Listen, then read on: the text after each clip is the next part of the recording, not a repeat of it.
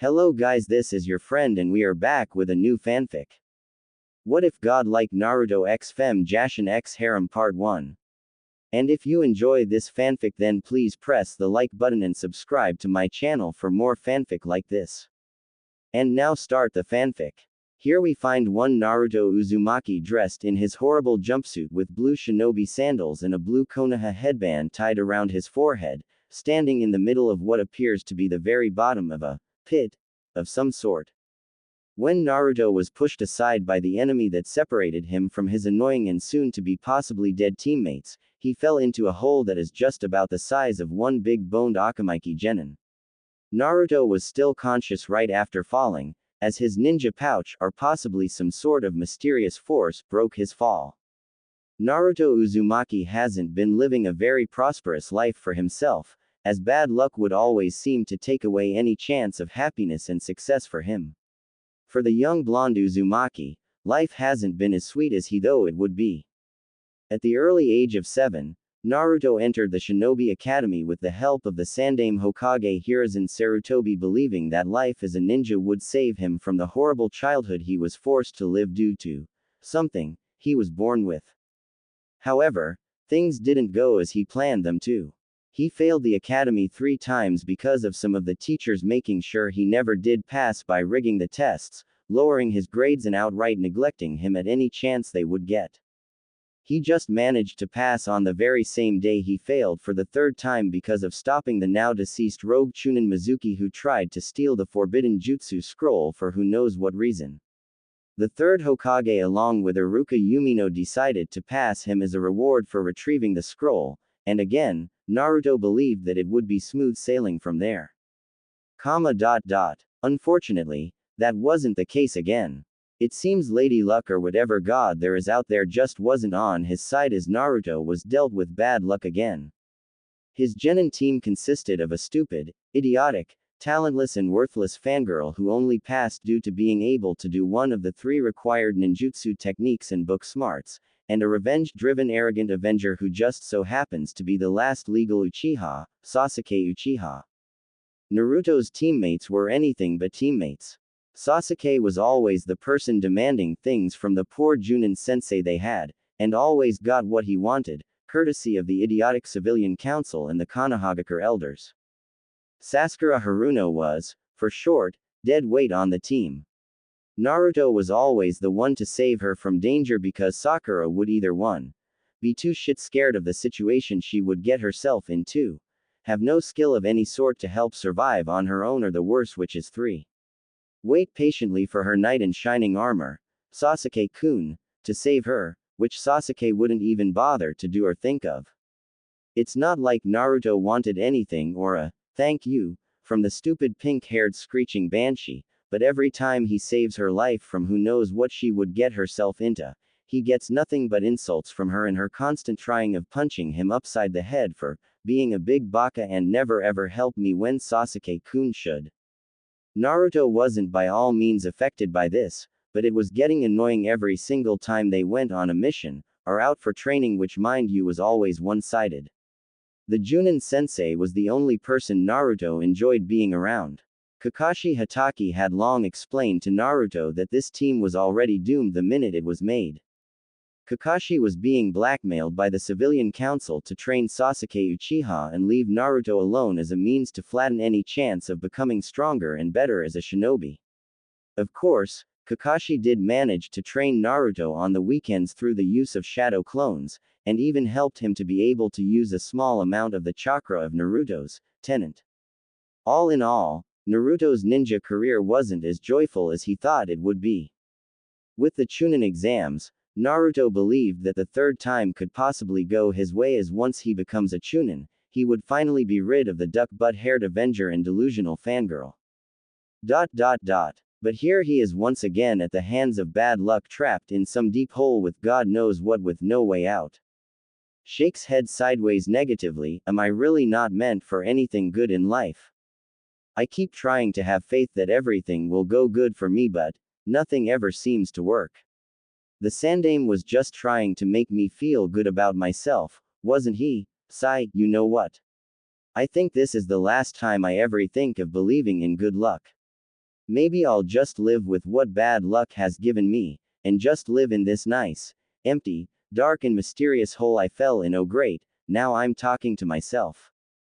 Just as Naruto was about to sit down in a meditation position and meditate to calm himself, a golden light flashed behind him, and his senses picked up a gigantic chakra source just behind him. Naruto quickly took out a kunai, and held it to protect himself as he turned around, and almost dropped the kunai at what he saw. In front of him is a gigantic ancient temple visible from the gold Indian writings on its wall, and its doors are as large as the gates of Konoha, leading Naruto to believe that they are pearly doors. However, that wasn't the only thing that piqued the Kyuubi Jinchuriki's interests or shock, as right in front of the huge doors is a glass box, or a casket from Naruto's view, holding some sort of human being inside, as this box was just floating in mid-air on its own. What the hell is going on here? What is this place? Was what Naruto said. He took another minute to take a look at the humongous temple and glass box that is right in front of him. Naruto took a few steps forward, then stopped when he reached the floating glass box. Inside the box lays a humanoid figure that appears to be a girl with long gray hair going past her buttocks reaching to her knees, and has white wolf-like ears at the top of her head, and her height oddly appears to be the same as Naruto's in estimation. She is wearing no clothing at all, leaving her body completely exposed for Naruto to see, as her arms are crossed together over her chest and her eyes are closed, with a chest rising and falling every 2 seconds. Naruto blushed deeply at this, and couldn't help himself but be marveled at the sheer beauty of the gray-haired girl resting inside the glass box. Think of the girl in the cover of this fic. From the corner of his eyes, Naruto looked up to the huge doors of the temple, and saw a stone tablet resting on the very floor. He slowly walked around the glass box as to not disturb its levitation and the girl sleeping inside it, then reached the small stone table and picked up. This temple belongs to the former Otsutsuki princess, who is now the queen of the Otsutsuki clan. The rabbit goddess Kagaya Otsutsuki. This temple is her tomb and final resting place, and only her best chosen descendant can enter this temple. Wow, could that girl be Kagaya Otsutsuki? Said Naruto as he turned around to look at the girl sleeping inside the glass box. He placed the stone tablet down, then walked up to the floating box as he tried to look for a way to open it. He saw hinges on the other side of the box, then pulled the lid up slowly as to not cause a disturbance. Once that was done, Naruto once again stared at the sleeping form of the magnificent gray-haired girl before him, and without thinking, his right hand moved to her face and caressed her right cheek slowly with his thumb rubbing against the girl's dry lips. Her skin, it's so soft, but cold at the same time. She's so ow. Naruto screamed in pain, and looked down to see his thumb had been bitten, and something was sucking the blood out him fast. He looked to see it was the girl as her eyelids opened to reveal gorgeous pupil-less red orbs that stared at him in happiness and fear. Before Naruto could say anything, he felt himself lose consciousness, and fell on his back with his eyes closing. A few hours later. What just happened to me? God, I feel like crap. Grunts, said Naruto as he slowly opened his eyelids. His vision wasn't the same as it was before, as Naruto could now see strange blue lines floating everywhere, with his sense of smell being tenfold, and his hearing has now increased completely. He quickly sat up to see where he was, and his eyes fell on the gray-haired girl who was standing before him still as the day she was born, with her hands on her hips, giving Naruto a calm look as her eyes show mischief, smirking at Naruto as she said, think of the voice of Jill Valentine from Resident Evil. Glad to see you've finally recovered, Naruto saw, punch to the mouth. Naruto interrupted her, and quickly got up his feet and threw a right hook to her mouth, causing the girl to fall to her side by the force of the punch. Naruto quickly looked around for a weapon, and saw his kunai on the floor, then grabbed it quickly. He quickly sat on the girl's stomach and held the kunai at her neck and said with a glare, "Who are you and what have you done to me?" Before the girl would answer, she closed her eyes shut and moaned at the pain of losing a tooth, and pull it out using her right hand.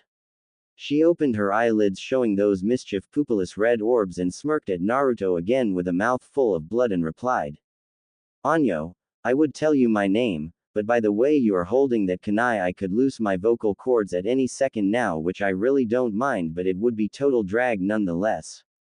Please, smiles, let me up and I'll tell you everything you wanna know and so on. I promise I won't hurt you, as I mean no harm to my master, giggles. Confused at the expression on her face in her happy mood, Naruto was hesitant at first, but stood up slowly, allowing the girl to get back up on her small bare feet. Naruto could now see other things among the both of them, which are plastic bags filled with blood and glass containers filled with blood, while others had different sorts of ink inside. His attention went back to the girl who was now standing on her feet and said to Naruto, "Before I say anything, I first need to know what year it is." Naruto raised an eyebrow at this, but nonetheless replied, 2016. Why do you ask? My name is Jashin.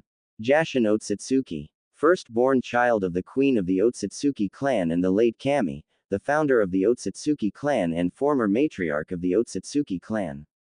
I go by many monikers, but my current one is the goddess of blood and destruction. As to why I ask you what year it is, I need to know just how long have I been asleep, which is actually 1,000 years, I think. Not really sure, but I think so. Thinking pose with index finger tapping chin. Quote. Quote. Quote. Quote. Quote. Naruto was frozen in shock with his eyes slowly widening into white dinner plates, then spoke again to the short little girl in front of him, identifying herself as Jashin. Jashin, as in Jashin, the god who grants his followers immortality in exchange for killing people. That Jashin. The girl I smiled and replied, yep. Although, it seems that my secret of being a girl is now revealed, shrugs, oh well. Matt, wait a minute. You didn't want anyone to know you're a girl. Why, you know what? I don't wanna know. Look, Jashin-sama, I'm sorry for punching you like that. It's just. You don't have to tell me, Naruto-sama. I pretty much know everything about you.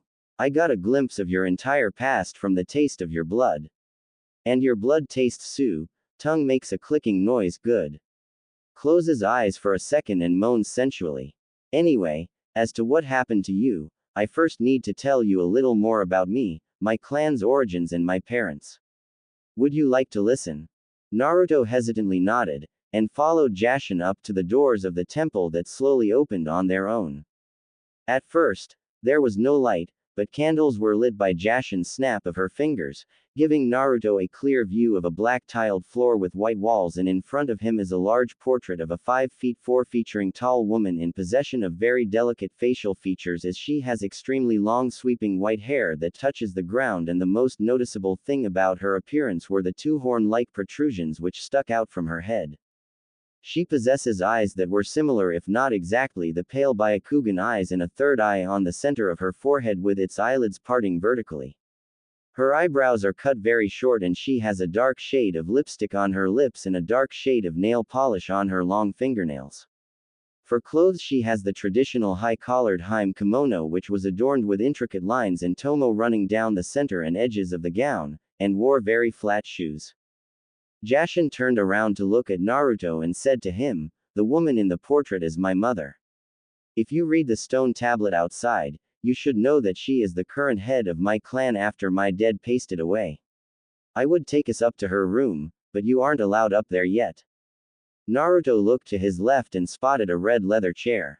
Jashin saw what he was looking at, and quickly grabbed the chair for him and motioned him to sit. Naruto sat down on the chair, but was confused at Jashin not getting herself a chair too. "Aren't you going to get yourself a chair too?" "Nah, I've been laying on my back for 1,000 years. If I try and sit on anything again, my legs could turn into dust. Now then, as I said before, in order for me to tell you why you see, hear, smell and feel different, you first need more answers as to who I really am, where I come from and why I was sleeping in that old glass container along with who my parents are.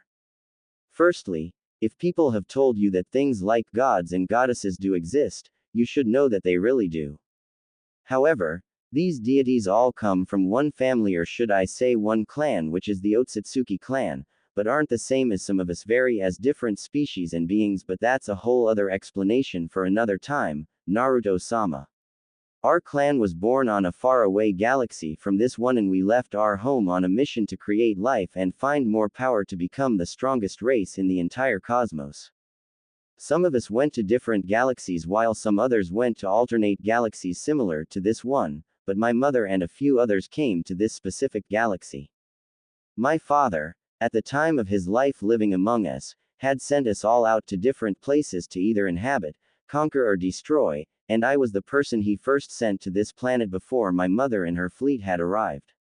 My mission was to plant a tree of life that would help this planet be able to create separate species, land and other assortments of life, but most importantly, this tree would be able to grow a fruit that bears what humanity calls today chakra. Matt, are you telling me that chakra came from aliens? That actually isn't as strange as it sounds. Smirk, humanity has always wondered where such a gift and a curse like chakra originated from. Of course, the people during that time knew about the holy tree's fruit, but mankind what even created when I was still planting and nurturing the holy tree from my own blood that corrupted the 7 seas of the world. Anyway, after 2,000 years of human life being inhabited and heaven and hell being created, my father finally decided to send my mother along with her personal fleet to this world, and his last dying wish was for my mother to rule both this world and the heavens, as I would take up the underworld and the 9 rings of hell. At that time, humanity was faced with a war that nearly tore the world apart, as bloodshed was the only thing that painted this world when my mother arrived, thanks to me of course. When the holy tree finally grew a single fruit since its creation, my mother ate the fruit whole, and became the first being to have chakra. With that power, she was able to stop the many wars that overran the world and placed order onto the world. An order where everyone would acknowledge her as God and bow to her whether they wanted to or not. Jashin kept quiet for a moment as she licked the dryness off her lips, then continued. Some time later, my mother became pregnant with 2 boys. One was named Hamura Otsutsuki while the other was named Hagoromo Otsutsuki. During that time she raised the 2 boys. My mother kept me hidden from them as she wanted them to believe they were special and the only last existing Otsutsuki males in existence. Demo, why would she do that? Said Naruto as he gained a look of question. Jashin shrugged and replied, if I know.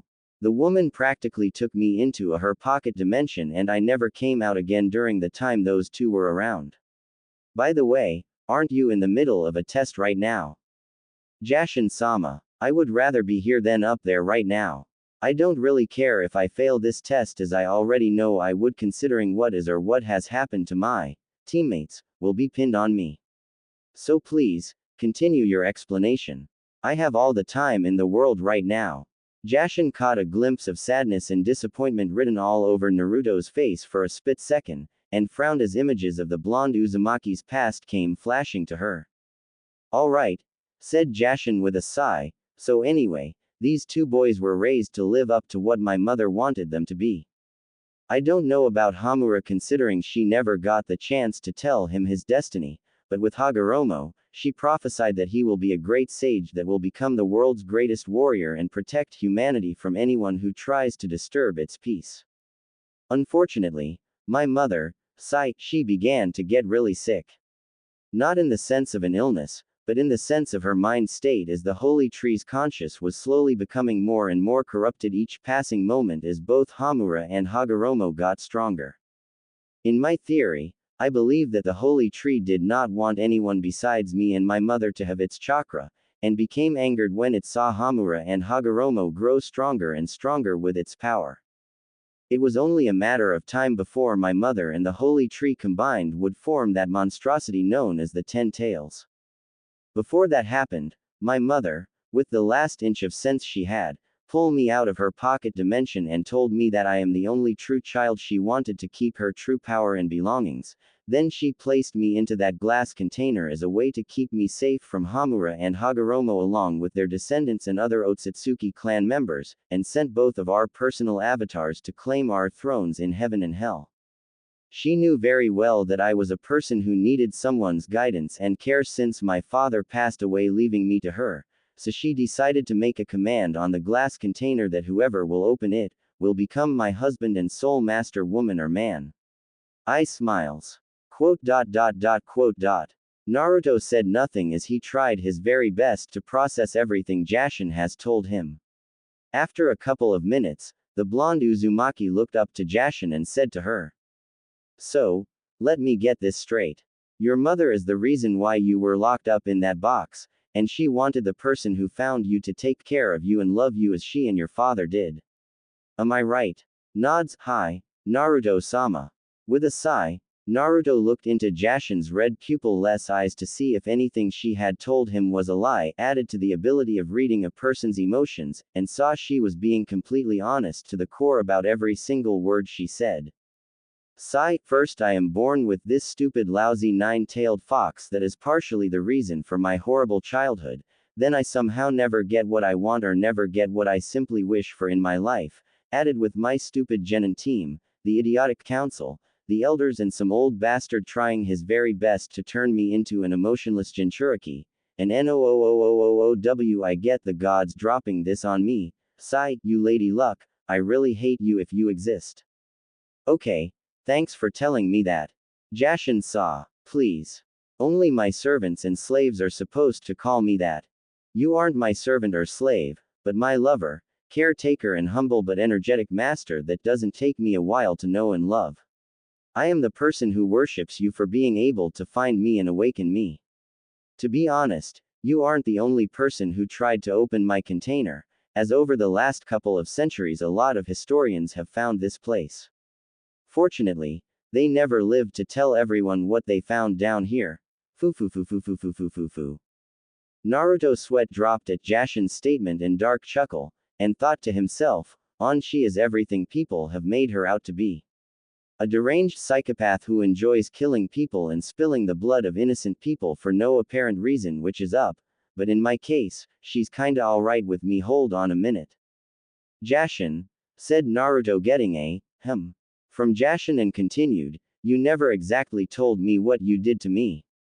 Hits herself in the forehead. I completely forgot. Simple. All I did to you was activate your Uzumaki bloodline limit and work on your genetic makeup through a small blood transfusion, and I gave you a ton of new abilities to master and use.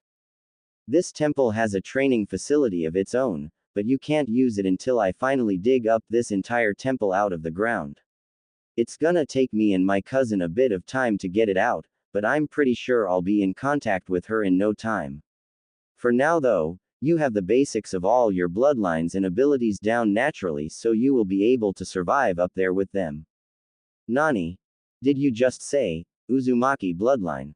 Said Naruto with a look of confusion planted on his face, making Jashin raise an eyebrow but sigh tiredly as she said, if your memory tells me anything, it's that nobody ever told you about your true lineage and your parents. Sigh. Okay. All will be explained to you when you get out of this place and finish this part of the Chunin exams, Naruto-sama. By some kind of dumb luck, I can sense the life forces of both the Haruno and the Uchiha just half a mile from here, and you really need to get there before they really do die this time. Anyo, Jashin, how exactly do you expect? I widens, I think I know how. And why do I know how? Jashin folded her arms over her bare chest and responded to an ecstatic Naruto, like I said, once you're done with this stage of the exams, I'll tell you everything about your parents, your heritage and what exactly you are now capable of.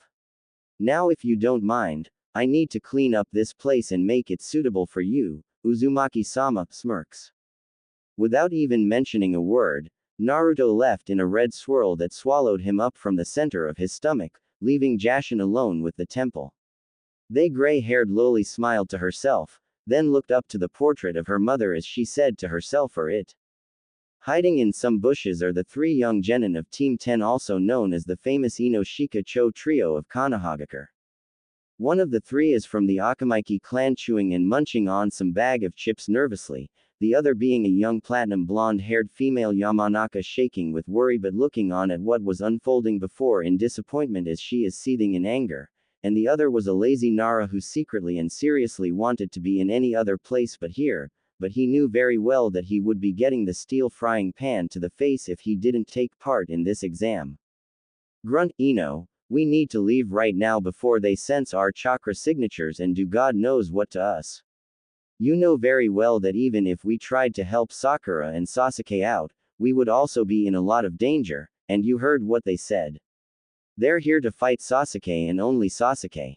They don't care about Sakura, said Shikamaru, with Choji now closing the bag of chips, saving them for another time obviously, supported Shikamaru's suggestion. Yeah, Ino. We don't even know that much ninjutsu or any other field of offense right now to help save Sakura and Sasuke, not mention Naruto is nowhere to be seen, meaning that he could have been, you know. Against these guys, we're practically whoopee cushions waiting to be sat on. You saw that Rock Lee kid fight them. They used some sort of sound jutsu on him, and that Rock Lee kid is a Chunin level genin according to what Asuma sensei said. Will you cowards stop weaseling out of this? I know the both of you don't like Sasuke and Sakura that much, and grits teeth, so do I.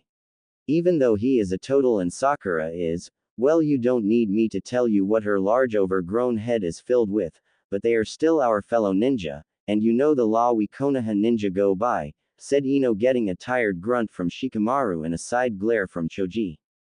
The event that unfolded before them is one Sakura Haruno trying her best to defend an unconscious Sasuke who was resting under a tree against 3 sound genin who have just recently defeated and knocked out one Rock Lee of Team Guy. One of the sound genin looked like a mummified boy with only his right eye visible, with the other male having a very similar hairstyle to Konoha's copy ninja Kakashi Hatake, and the female of the group has very long raven hair wearing the same Anbu pants as her teammates with Senbon tucked between her fingers. The mummified genin did a small stretch while saying, well, that was something. Hopefully no one interferes again. Next time, I won't be so merciful. Zaku snorted at what the mummified genin said, and took out a kunai from his pouch and threw it over to the tree that Sasuke was resting under, only to get knocked away by a sloppy shuriken. Sakura threw that, mistakenly, killed a squirrel hidden in the bushes nearby. Alright, enough with the funny business, you pink-haired bimbo. You know what we're here for, and it's that Uchiha dork sleeping like a baby under that tree, and is he sucking his thumb right now? Never mind. If you don't let us through and do what we came here to do, me and Dosu will probably consider putting a paper bag of that fat head of yours, and have a little 15 minutes of fame with those 2 holes between your legs. Era. Zaku, said Kin, are you sure it's a girl? That pretty much looks like a boy to me. More of an Okama if you ask me. Zaku, Kin, we've wasted enough time trying to tell this genin to move away peacefully. I will take her out myself. Before Dosu could finish what he had to say, a red swirl began to appear right in front of Sakura, then in mere seconds, a human figure started to morph into existence. After a full 20 seconds of the sudden red swirl's appearance, the swirl was gone, revealing the blonde Uzumaki hero himself, Naruto Uzumaki, with a completely different wardrobe that oddly seems a little gothic due to the colors of the clothing. His jumpsuit pants changed color from its orange and blue to a straight black, along with his shinobi sandals being black. And his jumpsuit jacket was gone, along with his Konoha white t-shirt replaced by a white t-shirt adored with a black upside-down star, and lastly is his Konoha headband still tied around his forehead, but he also has a small platinum braid chain around his neck, and there appears to be 2 tattoos on the top part of his hands, as his left hand has the kanji for Ying, and the other has the kanji for Yang. His facial appearance is still the same, but his eyes however still hold its shine, but they now have a gloss black color instead of the ocean blue, with 3 white rings inside the iris surrounding the pupil. Huh, a wardrobe change. I didn't ask for this. Shrugs, ah well, that's how it works in fanfiction I guess, said Naruto as he gave a quick look over himself, and lifted up his shirt to see his torso was now fully ripped with a 6-pack, and the seal around his belly button was still in place. Team 10, who were still hiding in the bushes, all gaped and eye widened at Naruto's new look, with Ino sporting a blush seeing Naruto's ripped abs and vessels appearing on all sides of his arms. Quote. Guys, what happened to Naruto? said Choji as his eyes were still a little eye-widened at the sight of his fellow ramen-loving comrade appearing out of nowhere dressed in some new clothing he has never seen him wear before. Shikamaru shook his head and said to his big-boned friend, Choji, as much as I hate doing this and I really do, my guess is that Sakura and Sasuke must have left him behind somewhere for a very unreasonable idea, or they probably ditched him since they really don't like him much. You know how much those two don't want him around. Besides, I heard Kakashi-sensei has been secretly training Naruto more properly than he trained Sasuke. Shakes head negatively, that's not it. Can't you guys feel his chakra output and his Junin level chakra? It's suffocating but soothing at the same time. And those tattoos on his hands, they have so much chakra inside them, but it's like the chakra inside of them are oddly a broken down version of it. Plus, those abs, said Ino, getting a sweat drop from Choji, who took out his bag of chips and continued eating, while Shikamaru thought of saying something smart, but settled for sighing and spoke to his two teammates as he said. This is such a drag. Back with the Sound Team and Team 7, the three Sound Genin eye widened at Naruto's sudden appearance, but they soon became overwhelmed with anger at his ignorance of the situation he is currently in. Naruto Baka, where the hell have you been? Was what Sakura screeched, making Naruto look up to see the three Sound Genin glaring daggers at him, releasing all the killing intent they have, then looked behind him to see Sakura standing there, flaying her arms around like a headless chicken while screaming loudly at the top of her lungs, with a small blood vessel appearing at the very center of her oversized forehead. Grunts, Horino, I would say it's nice to meet you, but I'd be lying to myself if I did. Now, do us all a favor and shut the for once in your life before more enemy genin come by over here for your fat foreheaded and make the situation more worse than it already is. Quote.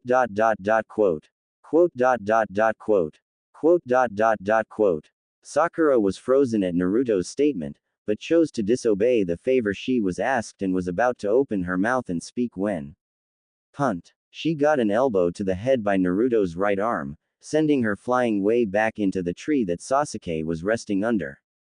The three Sound Genin gasped at this blonde literally elbowing his own teammate, but Zaku snapped out his shock and grinned as he said to Naruto, and who the hell are you?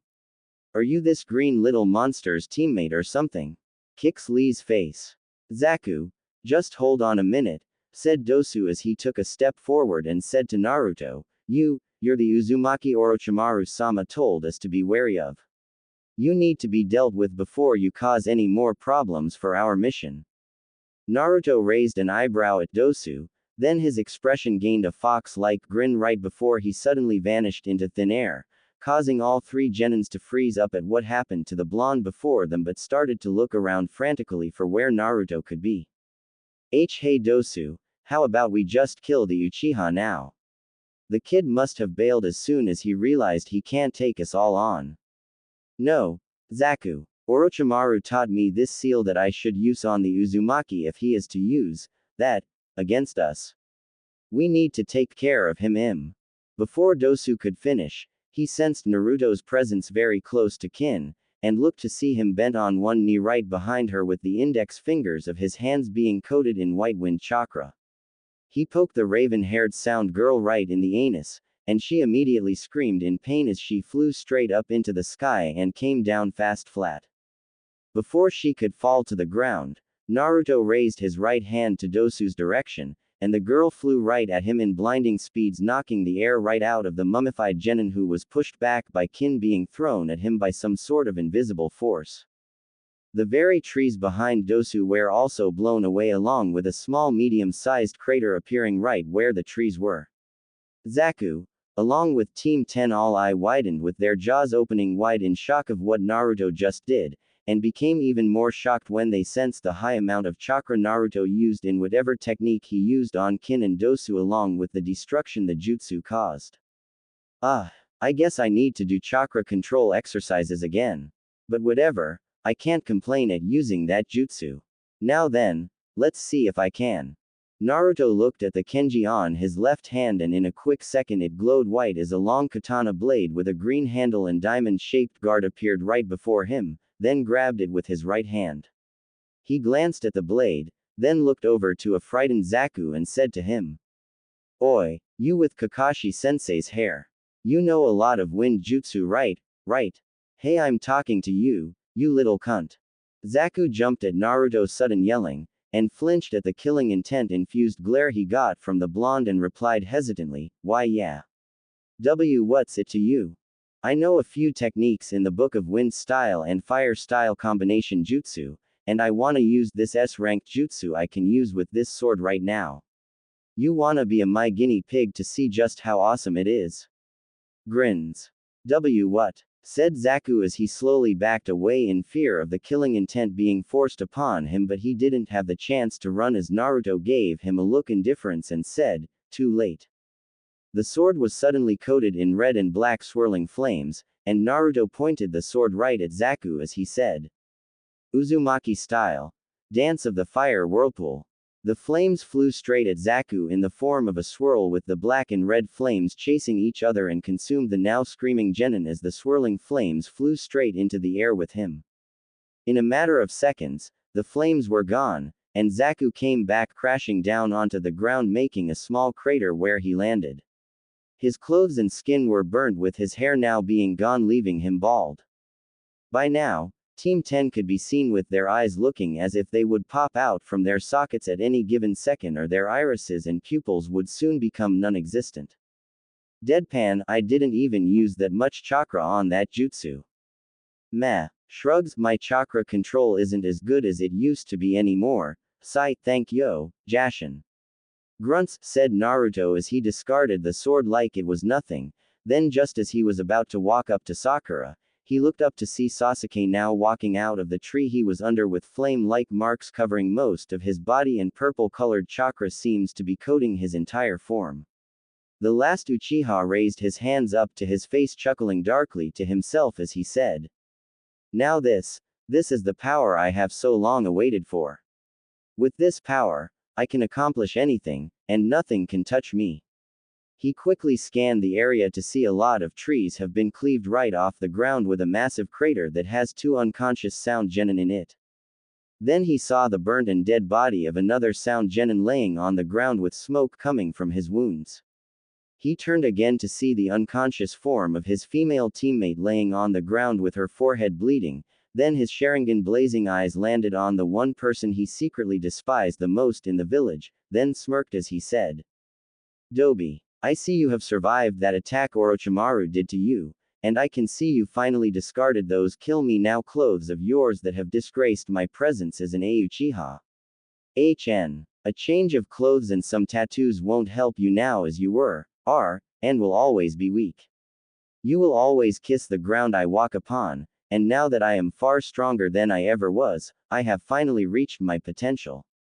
No matter who trains you or what you do to become stronger than you are now, you will never be able to match my level of power, as this," smirks, "is the full might of the Uchiha clan. A clan that exceeds all clans in existence. But you wouldn't know that, as you're nothing but a clan-less lost cause that doesn't even know its parents.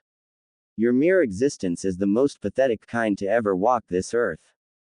By now, Sasuke expected Naruto to implode with anger and rage and come rushing to him, hoping to shut him up and fail badly, but he slightly eye-widened to see Naruto talking to Ino Yamanaka and Shikamaru in a casual fashion, as if he didn't hear anything Sasuke said, or he rather ignored him altogether. The blonde finally turned to Sasuke with a deadpan and spoke in monotone voice. "Oi, you done with the monologue? We need to get moving quickly. Your banshee bitch over there needs medical attention from the injury eye. You bastard. You dare ignore an Uchiha? I will. Maybe I should just do Kakashi-sensei a favor and seal up that stupid hickey before you go, mad with power, and do something I'm gonna regret from letting you do later." Naruto raised his right hand to Sasuke, and by some sort of invisible force, Sasuke was pulled forward towards Naruto, then stopped as his neck was captured by Naruto's hand and gasped for breath as the chokehold Naruto had on him was taking every last inch of breath he had. Gold chains erupted from Naruto's back and held Sasuke by his wrists and ankles, holding him in place as he released his grip on Sasuke's neck, then made a high number of hand signs in blinding speed Sasuke couldn't see nor could Choji. Ino and Shikamaru see them either. Stopping at the horse hand sign, Naruto placed his left hand on the curse seal Sasuke had on the left side of his neck, then whispered. Sealing technique. Serial prison level 2 inches. At this, Sasuke clenches his eyes shut as his body shook violently from the pain as the flame-like marks retracted back into the curse seal fast, and the brooding duck-butt-haired Uchiha made a girl-like scream from the sheer pain he felt from the sealing technique used on him by Naruto, along with the great lose of the venomous power he had for the short few seconds he felt retract back into the curse seal.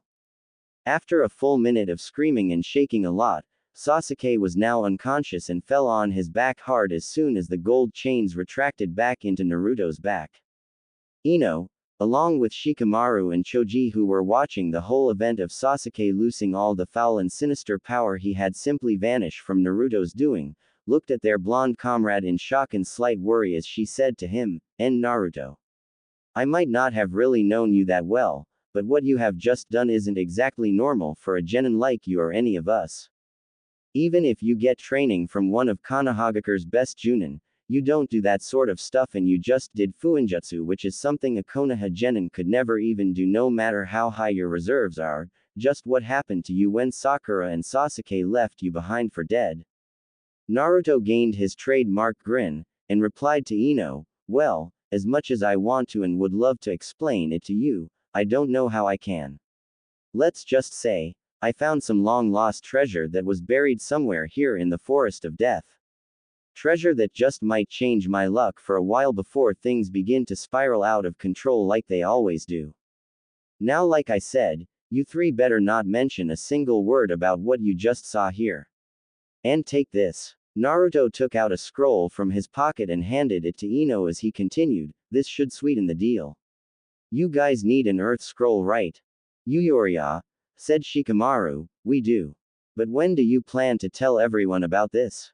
When you get to the tower, you do know that Sakura will tell, or actually scream to everyone that you hit her, and you're gonna be drilled with questions about the fuinjutsu seal you just placed on Sasuke. Don't worry about when I tell them, Shika-san.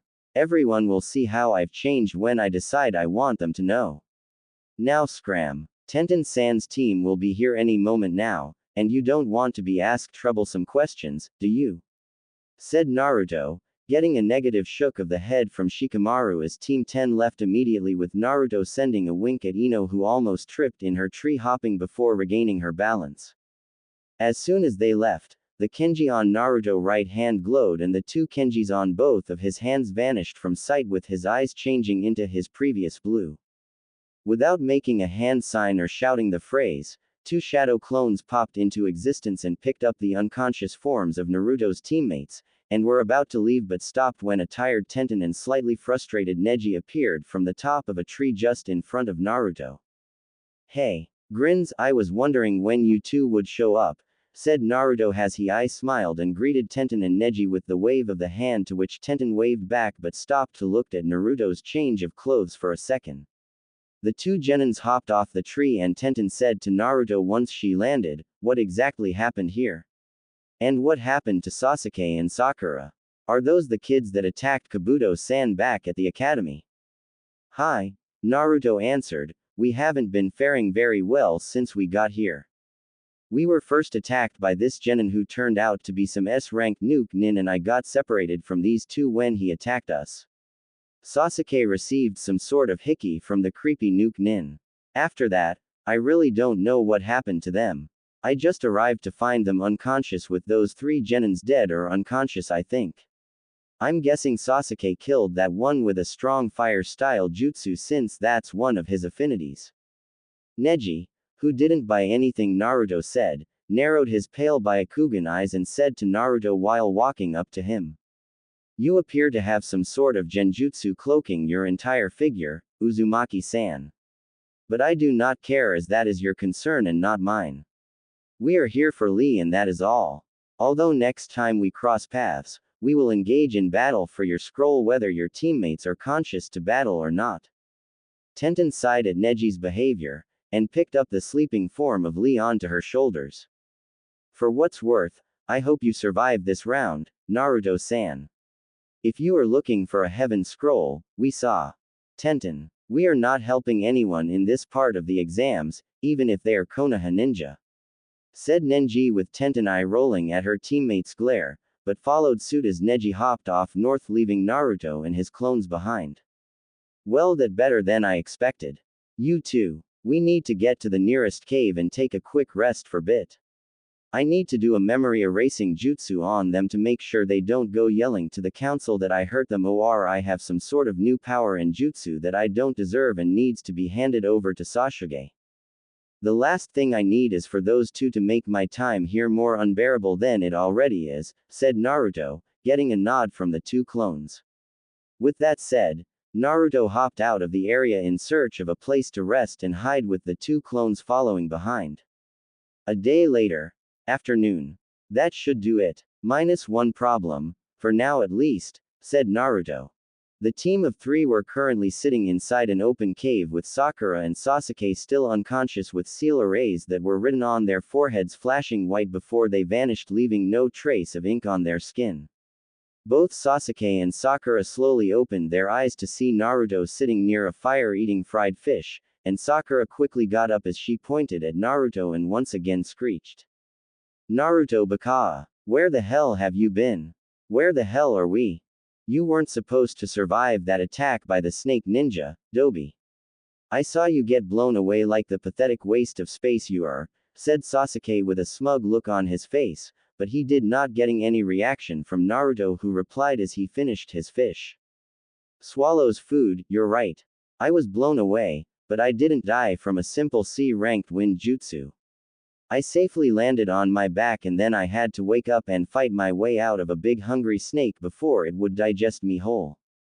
After that, I tried finding you too, but I somehow couldn't sense Sasuke's chakra signature as it changed for a short while, and obviously Sakura's chakra signature is non-existent. I did however find both a heaven and earth scroll on my way to finding you two sleeping out in the open like pieces of meat waiting to be devoured by the predators of this forest. That's a lie Naruto Baka. Sasuke-kun must have slipped those scrolls into your pocket before he had to fight that creepy snake man. He must have got us both into this cave to save me from the danger of this forest and protect me from the other genin that wanted to take me away from him.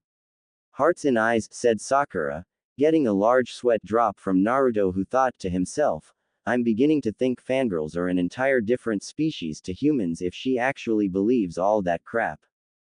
Sasuke stood up from where he was resting and spoke to his teammates. Since we have both scrolls, we need to head to the tower immediately without attracting any attention to the other genin out there. I don't want to spend another second in this disgusting forest any longer than I already need to. Sakura, being the person she is, formed hearts in eyes again as she squealed in delight of hearing Sasuke speak, but the mood vanished as soon as Naruto responded to Sasuke's statement. By the way, that hickey on your neck needs to get checked out by the Sandame whether you like it or not. When we get there, I don't wanna be anywhere near the both of you until we are ordered to. Now let's move already. I don't want to save your constipated again. Naruto, Sakura and Sasuke luckily arrived without any trouble on the way, and they were now standing in front of what appears to be two large hands forming a ninja sign. I think we should open the scrolls now since the rule was to never open the scrolls until we arrive at the tower, said Naruto as he took out the scrolls but was stopped by Sakura who said to him, and you said we should listen to you, Naruto Baka. Sasuke-kun is the smartest in our team so he should decide what we should do. Naruto was about to speak, but stopped himself then tossed the scrolls to Sasuke who caught them, then unrolled both of the scrolls at the same time. The scrolls flashed white, and Sasuke quickly threw the scrolls to the ground.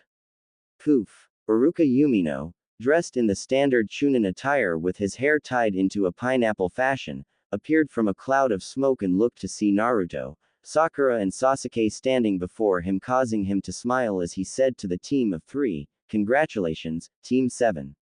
You have passed the second stage of the Chunin exams, and you somehow don't appear to be having any injuries or casualties at all. I'm very proud of you three. Anyo, Iruka-sensei, we were attacked by some genin who turns out to be the S rank missing.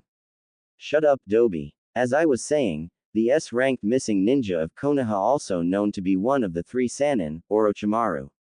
I don't really know what happened since I got separated from the team when he attacked us with a wind-style jutsu, but Sasuke appears to have the same mark Enko Mitarashi has, said Naruto, getting a heated glare from both Sasuke and Sakura which he easily ignored, and Iruka eye widened at what Naruto told him but soon changed his expression of shock to seriousness as he replied. This is a serious matter that needs to be reported to the Hokage as soon as possible. Sasuke, you will come with me as that seal on your neck needs to be checked if it is what it is. Naruto, Sakura, the two of you can head on upstairs and pick out whatever rooms you want. You have the rest of the 4 days to rest and relax before the Hokage calls everyone to the arena for an announcement. Before Sasuke could refuse, Iruka placed his right hand on Sasuke's shoulder, then the both of them left in a puff of smoke. Sakura turned to Naruto only to see he already left without even saying word, and screamed in anger of her blonde teammate ruining her chances of sharing a bed with her precious Sasuke-kun so that she could help him recover from getting such a nasty hickey from that evil little snake man, as it was all Naruto's fault that Sasuke has it. Back with Jashin. Okay. I cleaned up some of the parts of the temple, updated the library, refurnished the supplies, made all sort of clothes for my master, and I finally washed all my clothes. Now, what should I do? Here we find the goddess of blood and destruction standing in a gold-plated tiled kitchen dressed in a white dress with a black neck collar around her neck, the dress and collar in the cover, still not wearing any shoes whatsoever, and tapped her chin with the index finger of her right hand as she began to think of something to do. Her red pupilless orbs widened in delight as an idea came to her mind and said out loud to herself, I know what to do. I should call my cousin. I need to make arrangements of when I can get the temple out of this shithole, and now is the best time since I know she really isn't doing anything with herself. Deadpan, actually that bitch never does anything. All she ever does is wander about in that damn infinite dimension Ka-chan made for her and complains that Big Red has taken away the silence she so rightfully deserves and needs. Sweat drop. I have got to get that bitch a hobby before she turns into a mindless robot or something. With that said, Jashin bit her thumb and began to write all sorts of different symbols in a circle with an 8-pointed star in the center of the room. Once she was done, she took a step back just as soon as the drawings flashed white with a blinding light appearing as the kitchen began to shake slightly. The light disappeared, showing a cute little girl having the same height as Jashin, and this girl has long black hair reaching down her hips and gorgeous gray eyes that complements her gothic Lolita clothing. The girl first had a look of confusion on her face, but it soon changed when she spotted a crazy grinning Jashin standing before her, causing her expression to change to one of boredom as she spoke with a monotone voice. Jashin, my FAAAAAA, Vorite cousin. It's so nice to see you after the past 4,000 years I saw you. Ho-oh have you be? The girl was interrupted by Jashin, who ran up to her and hugged her warmly as Jashin wrapped arms around the gothic Loli's neck and said, Ah fee, I missed you so much. You have no idea what happened to me. Come, I must tell you everything from the start, and tell you some good news. Without even bothering to fight or struggle, the little girl known as Ophis allowed herself to be dragged into another room while still having a look of boredom across her face, which Jashin saw but either didn't mind it or ignored it as she was too ecstatic from being reunited with her cousin Ophis. Some time later. And that's all of it. Crazy stuff, right? But hey, at least I finally have a master I can happily serve, and I know Ka-sama and Tu-chan couldn't be happier too. Jashin and Ophis were now sitting inside a room that has the same gold tiles of the kitchen but white walls with a white ceiling that has the symbol of the Uzumaki clan in red paint. The room only has a chandelier that is lit with white candles and a small royal carpet that both Ophis and Jashin were seating on as the both of them were drinking black tea in small black teacups. Ophis took a sip of her tea, then placed the cup on its saucer as she spoke to her gray-haired cousin. It really is quite the story that is impossible to believe, but at the same time, it's not that hard to understand why your mother chose to keep you hidden from your half-brothers. Unfortunately though, the sage already knows about Yuya-chan. Jashin's slightly eye widened at this as she responded to Ophis' statement, really? How did he know? You didn't tell him, did you? No, said Ophis, while you were sleeping, a lot of things have happened in heaven and hell and other dimensions linked to all the worlds of humanity. For starters, your mother's chosen second, Genryusai Shikeguni Yamamoto, came into power and claimed the title as the Christian god who will rule the heavens of this world along with the others too. Your chosen second, Tia Harabel, also did the same as she became the queen deity of the underworld and ruler of the 9 rings of hell, but however, a lot of things began to unfold. Factions were created, a war started and was seized when she got sealed into a prison dimension made by the current Christian god Yamamoto, and now hell has become more of a place overpopulated with what is called clans in this world. Your many worshippers went into hiding after Harabel got sealed away. Your son Alucard has disappeared, and Yamamoto has been trying to find all your worshippers and have them executed with the use of your father's holy chains ever since. When he came into contact with your brother Hagoromo, he told him everything about you and asked for his aid in the hopes that once you are to wake up from your slumber and be found, Hagoromo will be the one to help him in sealing you into that dimension where she is. Okay. Clearly I have been missing out on a lot of shit. Sigh, and after all this time I tried to warn Ka-sama about Yamabaka, she still wouldn't listen to me. Now, a literal hot-headed little boy with a long gray beard who thinks he's the wisest man in all existence and always knows best is running my precious mother's afterlife and claims my father's honorable title which doesn't belong to him. Not only that, but he did other up shit that wasn't even supposed to happen, and I have my stupid Otudo to worry about since Yamamoto has already told him who I am, what I do and what kind of a threat I am to humanity. I really did miss out. Say, Afi-chan, do you currently know where my Otudo could be? Ophis shook her head and replied, his location is non-existent as he has been time traveling through people who bear chakra from time to time. He has been searching for you for the past 1,000 years and I hear he still hasn't found you, but I still don't know why he wants to find you. Your master, what did you say his name was? Naruto. Naruto Uzumaki. Why do you ask? Said Jashin, noticing a slight change of expression on Ophis' face that quickly vanished before it changed back to a stoic expression. Your master is a very important person in this world, and because of the fact that he discovered you it means a high number of things are about to change, in your favor of course. By the way, why did you summon me? Eye widens and slaps forehead, old age is really starting to mess with me here anyway. I sort of need your help to get this temple out of its current location. Ka-sama buried me and the temple 60 feet into the ground to make sure no one like Hagoromo, Hamura, or the other Otsutsuki members would find me and her belongings. My master, who is now the rightful owner of this temple, has no apparent place to live in that could suit him perfectly, so I am planning on getting this temple out of here and in a clear space that he can gladly get to instead of always having to teleport himself into this stupid deep hole. Of course a favor comes with another favor, Sue, go ahead and name your price, cousin. Ophis kept silent for a minute as she gained a thoughtful expression, causing Jashin to raise an eyebrow in wonder of what Ophis was thinking of as she thought to herself. The last time she called me for a favor, it was to massacre the dragon hunters that invaded her dimension. I really don't know how Red got in there in the first place, but I doubt whatever she's going to ask is about getting Red out of the dimension. Your master is a person I have been watching ever since he was born. I have grown quite attached to him as he is the only thing, putting aside you, that could make me feel emotions again. The favor I ask of you is that you allow me to be a part of his life as one of his wives or slaves if he chooses so, and I shall promise to leave the dimension to Red and stay by Uzumaki-kun's side just as you will do so, Ya-chan. I understand that your mother will now be watching over him and protecting him from beyond her prison until that time comes. Well, I will go to the Devil faction and Fallen Angel faction to tell them that you have awakened and you have a permanent master who you shall lovingly serve, and of course make sure that they never let a single angel or soul know about this, as that would cause worse problems for him in this world.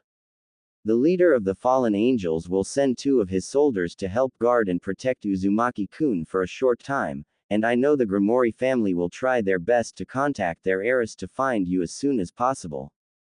Quote. Quote. Quote. Quote. Quote. Well, you have definitely caught me by surprise with this one.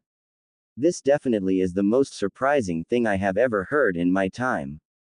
Jashin tried to read Ophis' eyes and body language to see if she was only joking about the favor she is asking her, and found nothing leading the gray-haired lowly goddess to believe that Ophis is being completely honest on the favor. Jashin kept quiet for a short while, then spoke again with a smirk planted on her face with her eyes glistening from the fire of the candles. I shall do you the favor you so humbly ask for, Afi-chan. But remember that there are no take-backs once I do you this favor, Narrow's eyes. I am fully aware of that as I hold no second thoughts over the favor. Now, what are you planning to do about Yamamoto and your half-brother Hagoromo? The angels I know you can manage easily, but those two are extremely problematic, even for the likes of Yuya-chan. If word gets out about Uzumaki-kun being your master and caretaker, there is no telling what they will do to him in order to get to you. Tia is sealed in a dimension I can't seem to find, meaning she is mostly likely in the same place she is in, but I will restart my search for her as soon as I can if you allow me to, said Ophis. Jashin's smirk only widened more as she said to Ophis. I already have something planned for those two. You just let me deal with them on my own for now, Kuz. Go ahead and get Tia-chan out of whatever prison she's in. A kingdom without a ruler is a rodeo, and a rodeo implies a house of madness. I can tolerate destruction, but chaos is one thing I don't need in my afterlife. It has been 4 days since Team 7 arrived to the tower, and not a lot of things have happened since then. Sasuke was released a day later from the INT department after they evaluated his seal problem, and it was confirmed that he has the curse mark of heaven given to him by Orochimaru, who is yet to be found and arrested, then executed of course. The Sandaime already called for Jiraiya the Toad Sage, and he had arrived to see if there was anything he could do to temporarily stop the curse seal from affecting Sasuke for the time period. Upon inspection of the seal, the Toad Sage discovered that there already was another seal keeping the venomous chakra and the presence of Orochimaru at bay, and this caused confusion amongst the Sandaime and Jiraiya, who both tried to figure out how it got there or who placed it on the Uchiha in the first place, as nobody from the INT department says he or she is responsible for it during Sasuke's evaluation at that place. Naruto was asked by the Sandaime if he saw anyone place a seal on Sasuke during the time they were in the Forest of Death, and replied that he found him like this after he got separated from the team during the attack.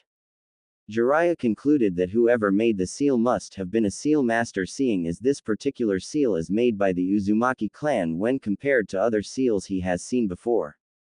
At first they both thought that Orochimaru must have placed it on him in order for anyone not to tamper with the seal, but knew that he wouldn't do that, as the whole point of the seal is to infect the one who bears the seal and corrupt him/her into being more and more dependent on it.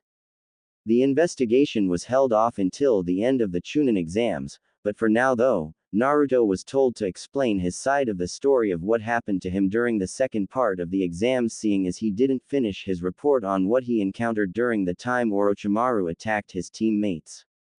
Back to the present, here we find one Naruto Uzumaki sitting on the edge of the bed of the room he checked himself into, and was calmly meditating as the silence within the room kept him in tune. He could feel himself being pulled somewhere within himself, but at the same time, he felt as if something was trying to call out to him in a different place other than his mindscape that housed the Kyuubi. He tried to listen to the voice, but he couldn't, as he was disturbed by the door of his room opening, showing one Anko Mitarashi grinning from ear to ear, dressed in her usual attire of the INT department torture specialists. The grin left her face for a moment when she saw Naruto's eyes being a gloss black with 3 white rings inside the iris, but they changed back to its beautiful ocean blue at the blink of his eyes, causing her to be confused for a moment but shrug it off as something she must have imagined. Naruto looked up to the door and saw Anko, and groaned as he said to the Tokubetsu Junin, "Ooh boy. What did I do to get your attention this time, Anko-san? I said I was sorry for what I said at the gate and for trying to steal the scroll." "Calm down, Gaki. I'm just here to come and get you since the Haruno tranny and the Uchiha have already arrived at the arena without you.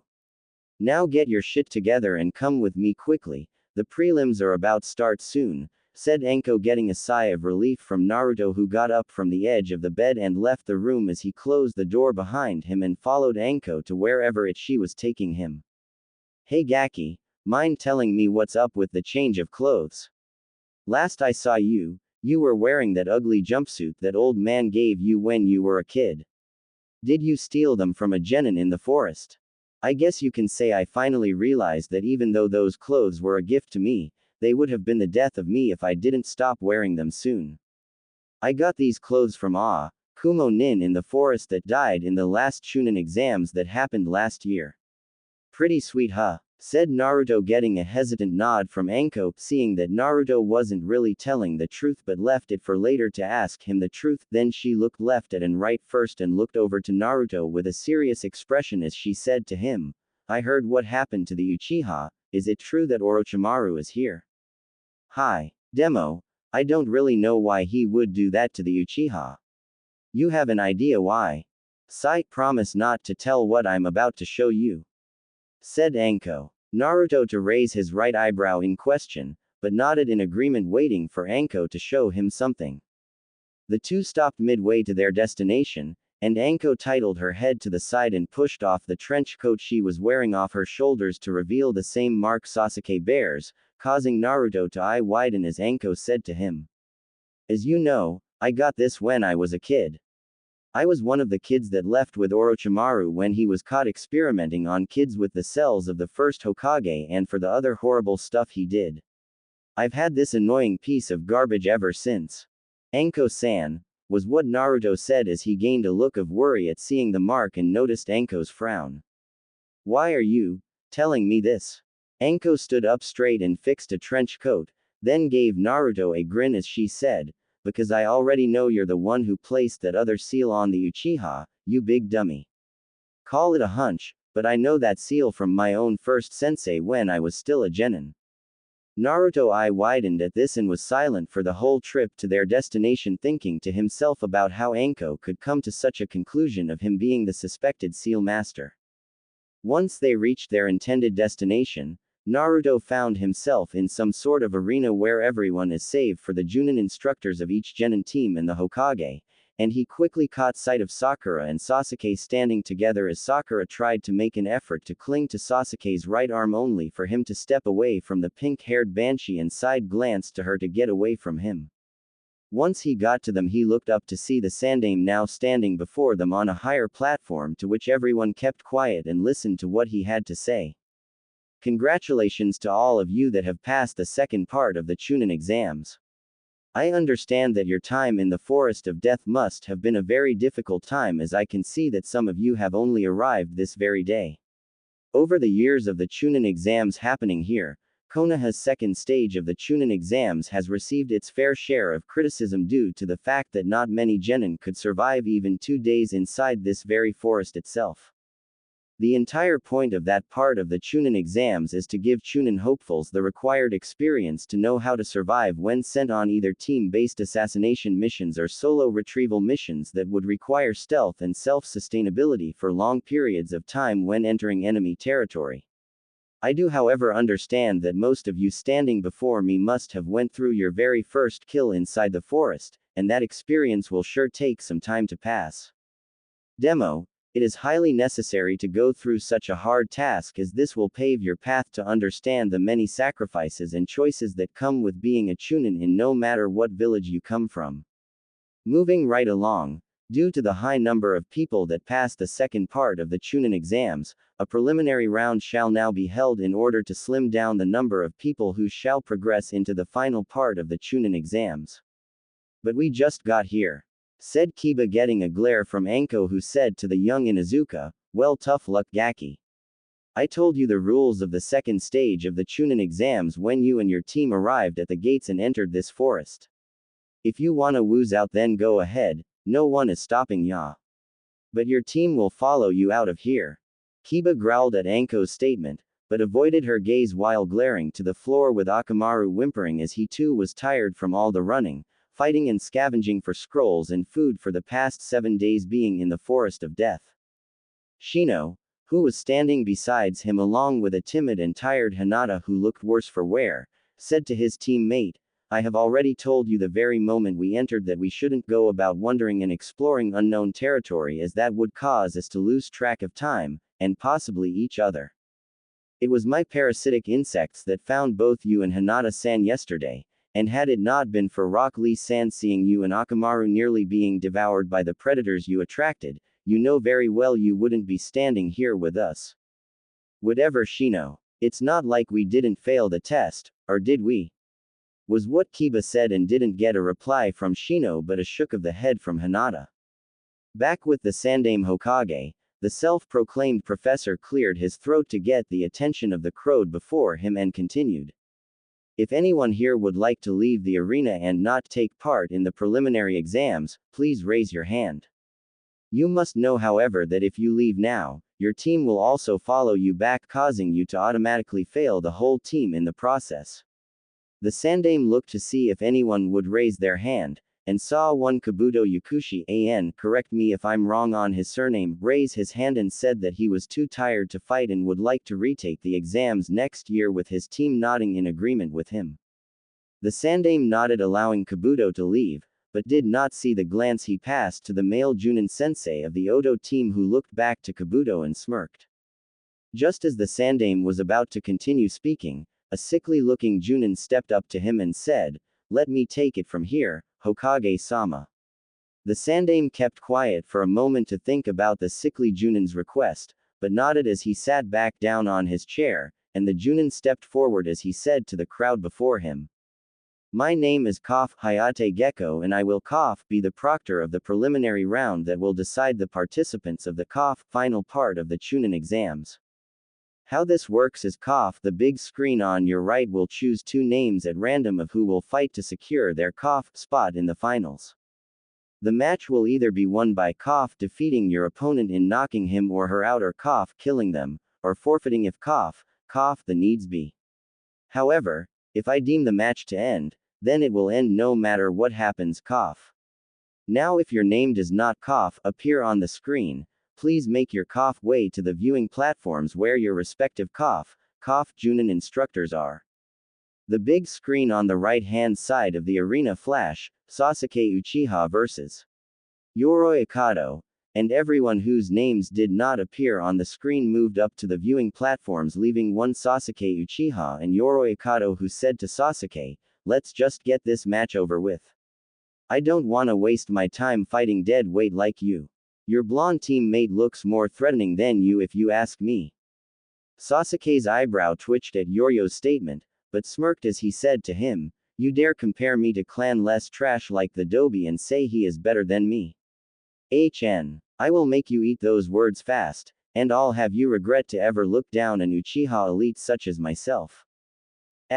I told you I would make you eat those words, said Sasuke as he was now standing over a bruised and knocked out Yoroi. Hayate checked to see if Yoroi was still conscious, then stood up as he said, Winner, Sasuke Uchiha. The Uchiha smirked to himself, expecting an applause by everyone in the crowd up above him, but only got a very small applause by very few people, with one loud screeching squeal by a certain pink-haired banshee screaming cheers for him that annoyed mostly everyone close to her. He looked over to Naruto to see he didn't even pay attention to his match and was having a casual conversion with Kakashi Hatake, causing the duck-butt-haired Uchiha to fume and go up the stairs to stand with his team. The screen once again flashed and showed Shino Aburame vs. Kidomaru. Shino, getting a few words of good luck from Hinata and his Junin instructor Kurenai Yuhi, then walked down to the arena and waited for his opponent to show up. A kid with 6 arms dressed in very familiar clothing wearing a Otogakur headband hopped off the viewing platform, and got different gazes from the crowd such as shock, suspicion, wonder and total disgust from his extra appendages. Ibiki, that kid has an aura around him that I really hate right now, said Enko, her eyes narrowed at the 6-armed kid facing Shino. Ibiki, who was standing besides her, placed his arms on the steel bar of the platform keeping people from falling, and replied to Enko in a low tone. That kid. I didn't see back the academy. Did you see him at the gates of the forest? Yeah, I did, but I didn't exactly see what kind of headband he had on. What are you thinking, Ibiki? Ibiki kept silent for a moment then responded to Anko's question, nothing. Demo, the Uzumaki kid, he has some sort of genjutsu cloaking him, and I can sense him suppressing his chakra a lot. Did Kakashi really train him that much? I don't know, said Anko, but he probably applied the genjutsu over himself for reasons Kakashi and the Hokage should know of.